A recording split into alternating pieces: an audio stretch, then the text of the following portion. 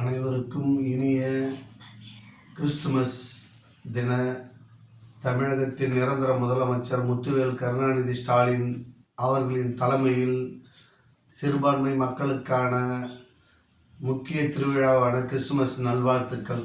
காலை வணக்கம். இந்த தமிழகத்தின் நிரந்தர முதலமைச்சர் முத்துவேல் கருணாநிதி ஸ்டாலின் ஐயா அவர்கள் தமிழக சிறுபான்மை மக்களின், கிறித்துவ மக்களின் புனித ஸ்தலங்களுக்கும் கல்லறைகளுக்கும் பல்லாயிரம் கோடி ரூபாய்களை கொடுத்து இந்த சிறுபான்மை மக்களுக்கான அரசாக திகழ்ந்து கொண்டிருக்கிறார்.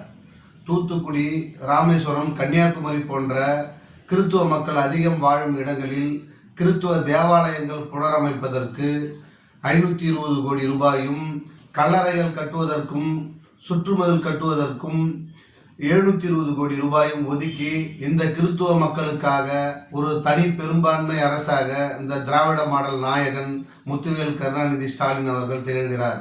அது மட்டுமல்லாமல் தமிழகத்தில் உள்ள அனைத்து கல்லறைகளுக்கும் சுற்றுமதில் மற்றும் அவர்கள் பல்வேறு இன்னல்களை அனுபவித்து வந்த காலங்களில் அதிமுக ஆட்சி காலத்தில் அதையெல்லாம் நிவர்த்தி செய்து அவர்கள் இன்பமாகவும் இந்த உலகத்தில் வாழக்கூடிய நன்மக்களாகவும் திகழ்வதற்கு தளபதி ஸ்டாலின் அவர்கள் பல்வேறு நலத்திட்ட நாயகராக திகழ்ந்து வருகிறார்.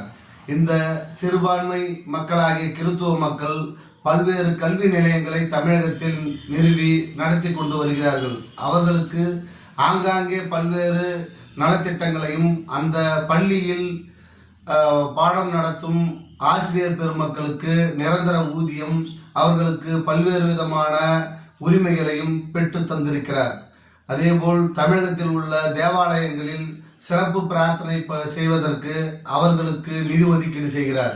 அந்த சர்ச்சில் வேலை செய்யும் பாதிரியார்களுக்கு நல் உரிமை சங்கம், நல்வாழ் உரிமை சங்கம் என்றும், அதே போன்று கிறித்துவ மக்களுக்கு அவர்கள் குழு கடன் வசதி பெறுவதற்கும் பல்வேறு நலத்திட்டங்களை செய்து வருகிறார் முத்துவேல் கருணாநிதி ஸ்டாலின் அவர்கள். இந்த கிறிஸ்துமஸ் நன்னாளில் இந்த தமிழகத்தில் ஆட்சியில் பங்கு பெற 3 அமைச்சர்கள் இடம்பெற்றுள்ளனர். இது இந்த கிறித்துவ மக்களுக்கு செய்யும் நன்மைகளில் இதுவும் ஒன்று.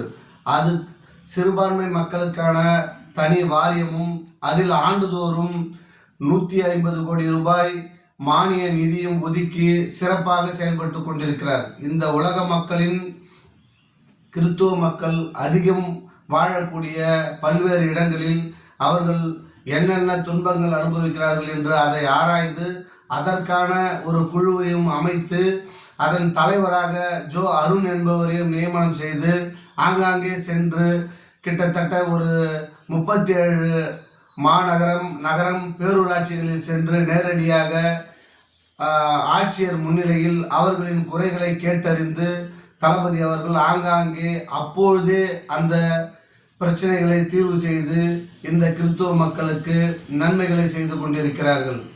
இந்த கிறித்துவ பண்டிகை கிறிஸ்துமஸ் மிகவும் சிறப்பாக கொண்டாடி மகிழ்வதற்கு அவர்களுக்கு உண்டான பல்வேறு நலத்திட்டங்களை செய்யும் முத்துவேல் கருணாநிதி ஸ்டாலின் அவர்கள் 2026 மீண்டும் முதல்வராவது உறுதி உறுதி உறுதி. நன்றி.